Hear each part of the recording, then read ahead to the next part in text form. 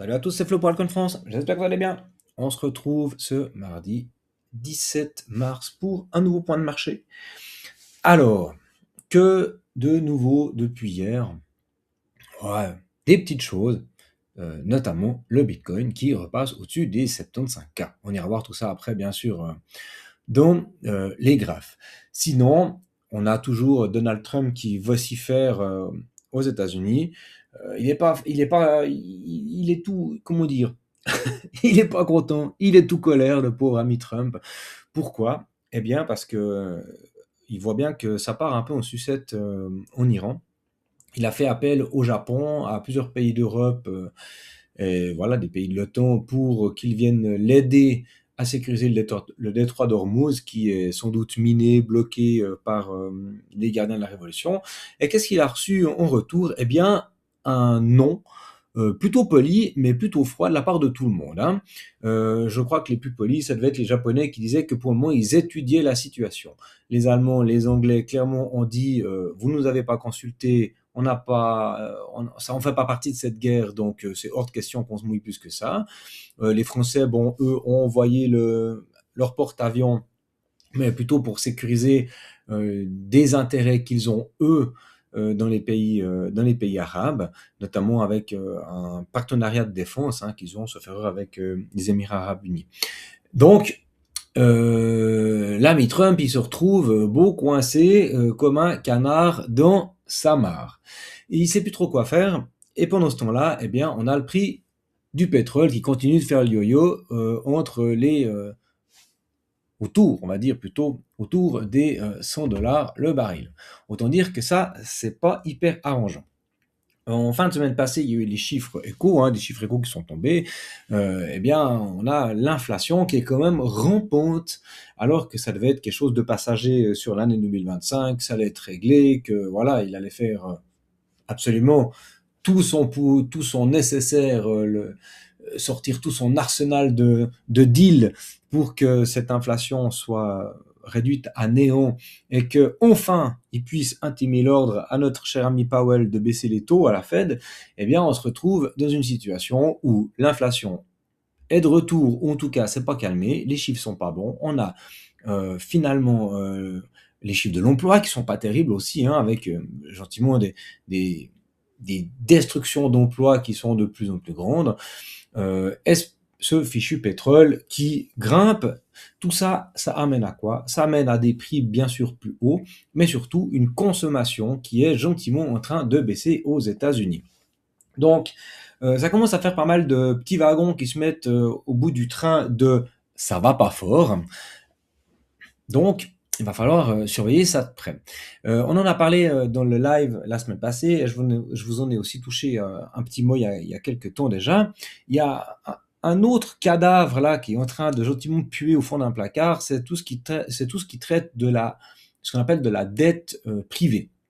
Donc, c'est tous ces gros acteurs de l'éco comme BlackRock et autres qui ont ficelé des produits financiers pour pouvoir permettre à des entreprises moyennement solvables, mais qui avaient envie de mettre du pognon, de faire des prêts.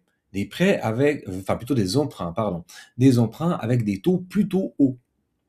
Et gentiment, une série de ces entreprises, avec le socle économique qui se casse gentiment la gueule, certaines de ces entreprises commencent à tirer la langue.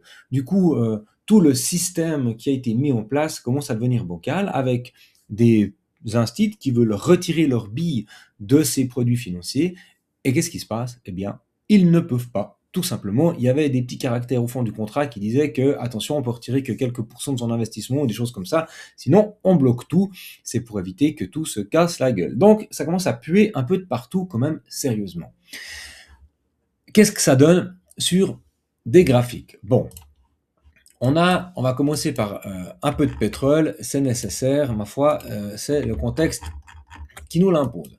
Donc, on était monté autour des 119 000, des 119 000, pardon, je suis sur Bitcoin, moi. On était monté autour des 119 dollars avant de corriger fortement le jour d'après, donc ça fait style un plus 30, moins 30. Là, on voit qu'on est reparti quand même sérieusement à la hausse, à l'attaque de cette bougie. Est-ce que c'est prêt de rebaisser? Ça va être complexe. On a quand même une perte de momentum ici sur les récits, mais on reste en survente absolument très largement. Donc voilà, c'est quand même compliqué, hein. Pour moi, le baril de Brent ici, il est plutôt en train de dire qu'il veut retourner chatouiller ses 119 $ plutôt que de se calmer et de redescendre à 80. Bref, on verra tout ça. Du côté des métaux, bon ben voilà, on est en train de peut-être travailler hein, ce top ici sur l'or, mais pour le moment on est plutôt en train de s'inscrire dans une phase de consolidation. Ça va vraiment extrêmement bien performé. L'or, valeur refuge, quand tout part en cacahuète, c'est là-dedans qu'on met son pognon. Maintenant, vous pensez bien que sur le Brent, forcément, il y a des produits dérivés. Donc maintenant que ce truc explose, il y a beaucoup de gens qui vont aller jouer euh, sur des dérivés pour essayer de faire un maximum de rendement sur le pétrole. Est-ce que c'est maintenant qu'on rentre? Non, c'est compliqué, hein. Vous voyez les fluctuations ici qu'on peut avoir. S'il y avait un coup à jouer, c'était avant avant l'attaque israélienne, israélo-américaine. Mais maintenant, c'est un peu tard. Du coup, il y avait un truc qui était très intéressant, c'est que notamment le pétrole est tradable sur des dérivés sur hyperliquide. Donc, qu'est-ce qui s'est passé? C'est que les volumes qui ont été échangés sur certains exchanges qui proposent des dérivés, une partie tokenisée finalement, hein, des actifs réels comme l'or ou bien le pétrole, ils ont eu des très forts volumes. Et du coup, ça leur a fait aussi exploser leur chart. Donc ça, c'est intéressant. On voit que gentiment, il y a cette corrélation entre la TradFi et puis euh, le monde des cryptos. Donc ça, c'est plutôt intéressant. S&P hier, bonne session. Aujourd'hui, on verra ce que ça va donner. On voit que hein, le MACD, il est vraiment en berne complète, le RSI aussi, l'OBV plutôt aussi en train de tirer la gueule. On est sur ici la moyenne mobile à 100 périodes. Il y a des chances qu'on continue notre dip, hein. Je vous en parlais déjà hier. Je suis pas allé voir le Nikkei. Ouais, c'est pas très glorieux non plus. Bon, ça a l'air de tenir pour le moment, mais si on continue à faire ce genre de chart là, il y a de fortes chances qu'on revienne travailler hein, le canal avec le MA qui est en dessous. Bref, pendant ce temps-là, pendant que l'économie mondiale se cherche, eh bien Bitcoin, lui, semble se trouver un nouveau souffle. Donc, j'en parlais hier, on doit surveiller des niveaux. Un rebond, c'est tout à fait possible, mais la trend de fond, elle reste baissière. Donc, hier, on est venu prendre cette clôture au-dessus des 74K, c'est très bien. On a même clôturé carrément ici à 75K. Belle dynamique, hein. Vous voyez qu'on est en train de faire, ça c'est vraiment une belle structure. Maintenant, on doit la tenir. C'est là que les choses vont commencer à devenir intéressantes. Donc là, je suis en daily. On va aller observer ce qui se passe en 4 heures. Est-ce que cette dynamique se maintient ou est-ce qu'on a déjà un essoufflement? Donc vous voyez que sur MACD, on est déjà en train de faiblir. On est presque en surachat ici sur le RSI. On n'a pas tellement de volume. Et puis l'OBV, il est plutôt flat. Ok. Bon. Les signaux sont un peu contradictoires, c'est compliqué de voir vraiment ce qui se passe. Ce qu'on observe par contre, c'est qu'une fois qu'on a passé ici ce premier arrêt, on s'est fait rejeter. Donc maintenant, on doit vraiment tenir. On a plusieurs spikes qui sont intéressants, parce qu'on a celui-là là, ici. On va le mettre comme ça, en bleu, on va le marquer boule, mais c'est égal. Ça serait intéressant de tenir. On voit qu'on a une première tentative, hein, pour venir s'affranchir des 74K, on s'est fait rejeter. On est revenu une deuxième fois, on l'a cassé, maintenant on doit tenir. Cette zone-là est en train de devenir une zone pivot, une zone de résistance et de support. On était déjà venu hein, dans ces niveaux. Non, il va falloir essayer de tenir vraiment ce niveau, parce que sinon, eh ben, c'est comme souvent, on va aller chercher le bas du range, ou alors directement plus bas. qu'est-ce qui se trame par ici? Il se trame la possibilité, bien sûr, de jouer à minima un retour au 72K, ou alors, si on a une phase plus corrective, sur toujours cette échelle de 4 heures, hein, entre 69 et 67K. Et on serait toujours dans une dynamique, ici, en 4 heures, qui serait, entre guillemets, positive. Hein. On pourrait continuer à faire ça encore un petit moment. Très très bien. Mais clairement, une fois qu'on a clôturé au-dessus, normalement, des 38,2, on aime bien tenir. Mais là, on voit qu'on a de la peine. Donc moi, je privilégie quand même le fait d'avoir un retour. En plus, on a une imbalance ici autour des 72K. Donc, les plus traders d'entre vous, hein, allez chercher des setups de continuation, enfin de retracement en 1 heure, des petits setups de retournement, un peu comme on a eu là. Hein. À chaque fois, on a des setups qui se dessinent, mais pour ça, il faut aller les chercher en 1 heure ou en 30 minutes. Donc, c'est pas ce qu'on va faire ici.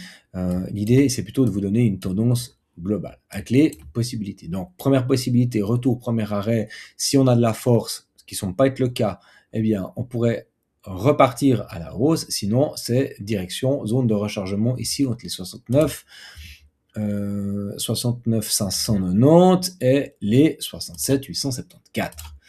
Pouf, on le note, on a notre premier arrêt. Très bien. Ça, c'est ce qui semble le plus probable.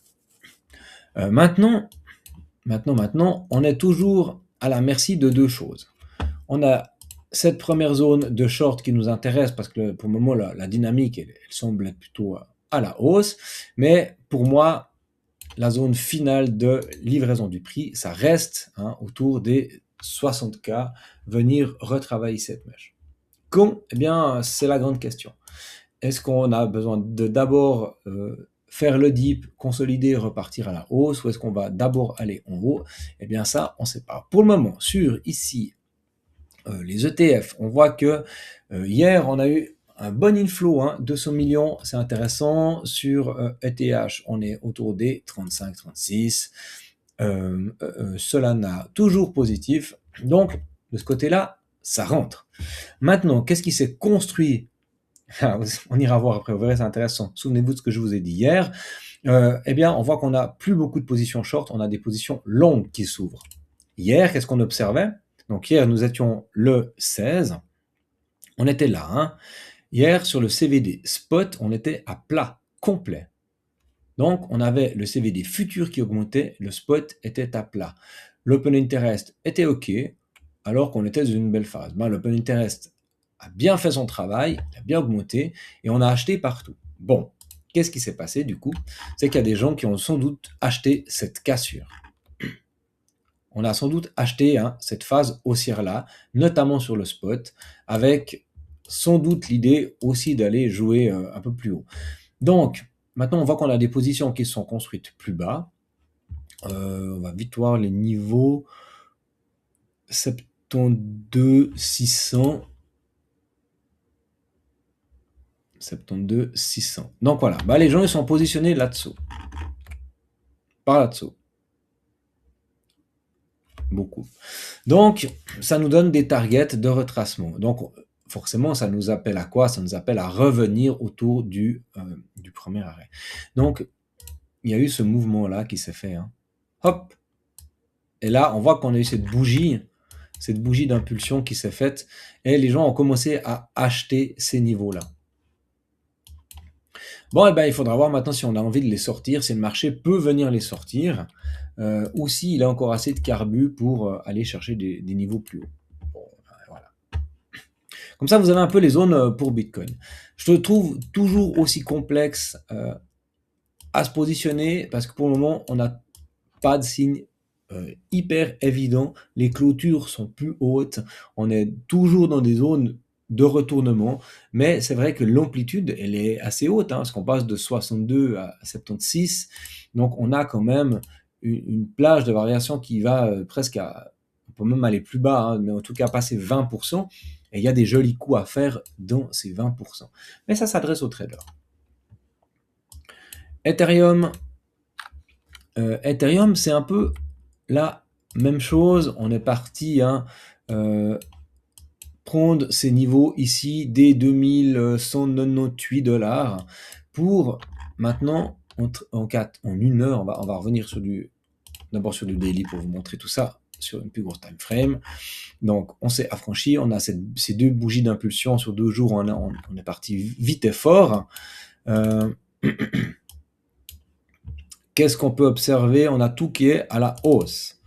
Ouais, tout est à la hausse depuis là, tout est positif. OK. Les niveaux qui nous intéressent, eh bien, c'est cette zone de short là en haut. Si on prend un FIB, on est sur le premier arrêt. Donc, on est arrivé sur le premier arrêt, qu'est-ce qui se passe? On se fait rejeter. OK. Premier signe de faiblesse en daily. Maintenant, on va aller voir en 4 heures. En 4 heures, on voit que on est vraiment venu dessus, on est en train de taper, on a de la peine à repartir dessus. OK, on est toujours en surachat, ça commence à se tasser gentiment, on a moins d'exécution, hein, on a moins de volume qui est fait. On est toujours au-dessus des tunnels, donc ça, c'est toujours positif. À quoi on peut s'attendre? Eh bien, on prend notre fibre, on va en bas, on va jusqu'en haut, hop, et on a les premières zones qui se trouvent finalement ici à 2200 $. Donc on a cette imbalance qui pourrait être retravaillée. Ce serait pas déconnant. Et en même temps, qu'est-ce que ça viendrait faire? Ça viendrait travailler quoi? Exactement notre ligne de coup. Hein. La ligne de coup de tout le mouvement. Donc si on prend ça comme ça, hop, hop, c'est la ligne de coup. Donc si on a notre tasse et once, eh bien, la cassure de la ligne de coup, c'est ce qu'on appelle le retest ou le week of check. Eh bien, c'est des zones importantes qui, s'y sont maintenues, sont en général la possibilité d'entrer avant de partir plus haut. Donc ça, c'est les zones de rebond qui sont très intéressantes à observer. Est-ce qu'on ira? On verra, c'est une possibilité. Ici, on est convergent sur notre MACD. Donc vraiment, Ethereum, c'est plutôt positif ce qu'on voit. Hein. C'est plutôt positif. Maintenant, on va observer ce retracement, comment il se passe. Alors là, je suis sur du 4 heures, donc j'ai pris toute l'impulsion hein, dans sa globalité. Mais on peut aussi venir observer pour les traders en 1 heure. Et là, on va se concentrer sur une time frame qui sera un peu plus courte. Et du coup, on va être sur ce genre de mouvement-là. Hein. Et du coup, on voit que on a un premier arrêt qui est plus haut, et puis du coup, on a notre week-off de ce dernier W qui se fait, qui sera un peu plus haut. On est déjà venu le faire, en fait, on est déjà en train de le travailler. Maintenant, ici, qu'est-ce qui se passe? Si, hop là, non, c'est pas le bon, c'est celui-là que je veux. Tac, on a notre creux. Vous voyez qu'on tient, on se fait rejeter au premier arrêt. Ça, c'est quand même un manque de force. Si on voudrait un peu de force, ça voudrait dire qu'on viendrait ici dans la zone de short avant de se retourner. Mais si on est en train de faiblir ici sur le premier arrêt, vous voyez que ça s'effondre quand même sérieusement en 1 heure. Hein. On a une divergence bear aussi qui a été dessinée. On a l'OBV qui est en train de se tasser, les volumes qui s'effondrent aussi. Donc pour moi, ça laisse quand même penser qu'on a besoin de corriger un peu ce mouvement à minima 2270, mais je privilégie presque quand même le travail de cette box ici avec cette imbalance haussière. Donc ça nous fait revenir sur le week of check, sur le premier arrêt de toute l'impulsion, ce qui pourrait être tout à fait logique. Bon, ok. Voilà pour Ethereum. Sinon, les autres niveaux, vous les connaissez. Hein, c'est la zone de short qui se trouve plus haut, qui se trouve là en haut. Hein. C'est notre prochaine zone de référence. On pourrait considérer en fait ce sommet-là, mais ce qui m'intéresse, c'est plutôt vraiment le sommet avec le gros creux. Donc c'est plutôt sur une time frame encore plus grande. Extra. Passage sur Sol. Sol, il fait un peu comme Bitcoin. On en parlait déjà hier. Hein. Il est venu prendre un sommet. Il est en train de corriger un tout petit peu. On doit voir jusqu'où ça va corriger. Mais là, on est venu aussi sur le premier arrêt. Et puis, on voit qu'on se fait rejeter. Donc voilà. Pour les personnes qui étaient, on en parlait, hein, qui sont sur du DCA, là, moi, j'arrêterais mon DCA, clairement. Mon DCA, il se ferait dans cette zone-là. Et là, je suis en dehors de ma zone de rechargement, donc je ne suis plus dans une zone optimale d'achat. Prochaine zone pour du DCA, pour moi, sur Sol, ce serait dans cette imbalance plus bas. Donc, ce que j'ai quand même l'impression qu'on est en train de dessiner, c'est ça, hein. Donc, j'attendrai un retour dans ces niveaux-là. Je vous disais hier, on n'est pas pressé. Pour le moment, on observe des choses, mais on n'est pas pressé. Dodge, lui, par contre, il est en train... il continue un peu sa dynamique baissière. Bon, il a fait 2-3 jours un peu positifs, mais c'est un peu moins propre. Il n'a pas pris de sommet. Là, il y a moins de force sur les mêmes pour le moment. Je ne vais pas aller regarder les autres. Ça m'intéresse pas grandement. BNB, on en a parlé hier. Ça change rien. Je vais vous montrer encore Link. Il se trouve Link, là. Link, un peu la même tranche que du BNB et que du sol. Donc on a eu cette phase de consolidation, maintenant on est venu chercher quelque chose, on est venu prendre les sommets. Est-ce qu'on a pris celui-là là? Ça serait intéressant. Hop, on va mettre les mots pour être bien sûr. Oui, on est venu déclencher ce sommet-là, donc maintenant qu'est-ce qui se passe? Eh bien on se retourne, forcément. Donc quel est le prochain objectif pour Link? On va considérer ce mouvement-là dans dans ce canal.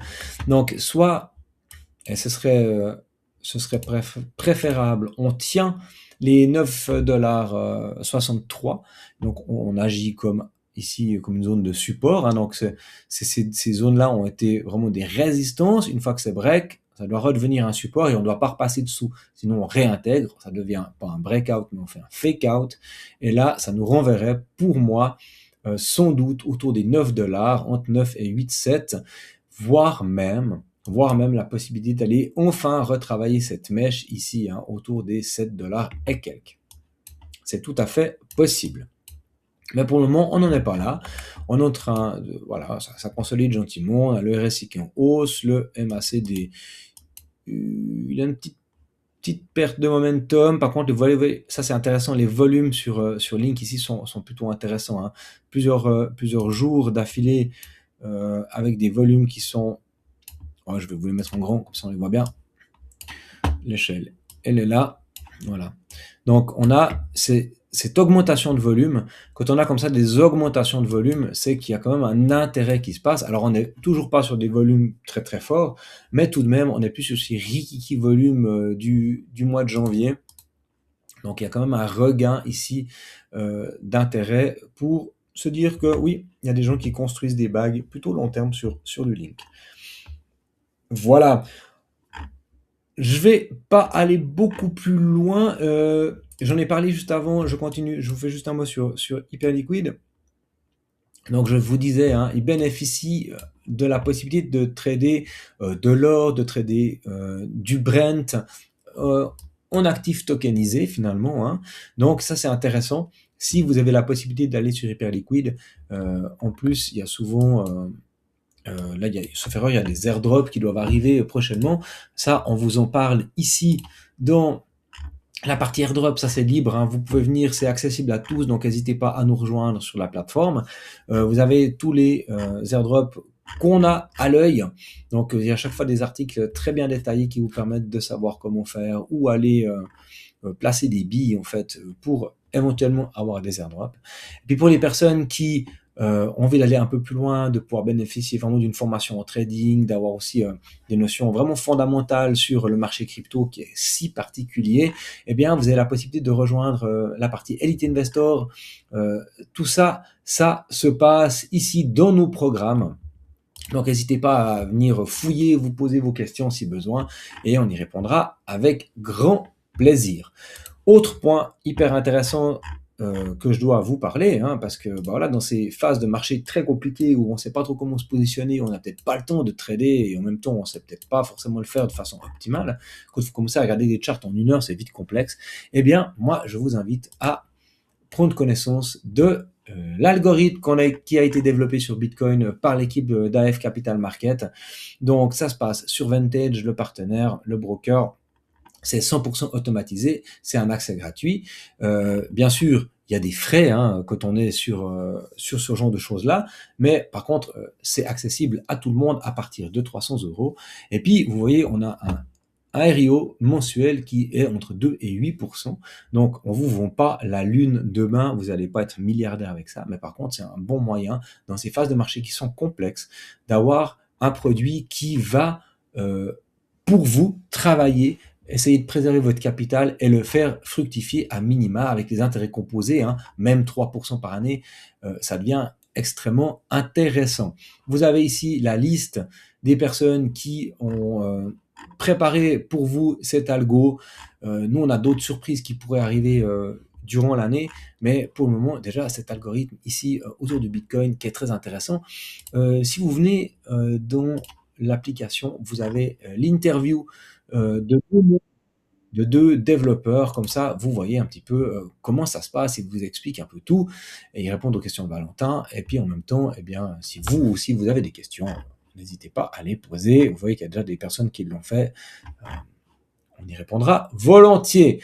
Voilà, moi je vous laisse ici. Je vais continuer une vidéo plus tard pour les membres du suivi, parce que oui, il y a la partie Elite Investor sur l'application, mais il y a aussi le suivi individuel. Et avec eux, on ira chercher des setups de trading sur des alts, sur leurs alts préférés. Mais tout ça, c'est réservé à nos membres. Alors moi, je vous souhaite une excellente fin de journée. Je vous dis à bientôt. Allez, ciao!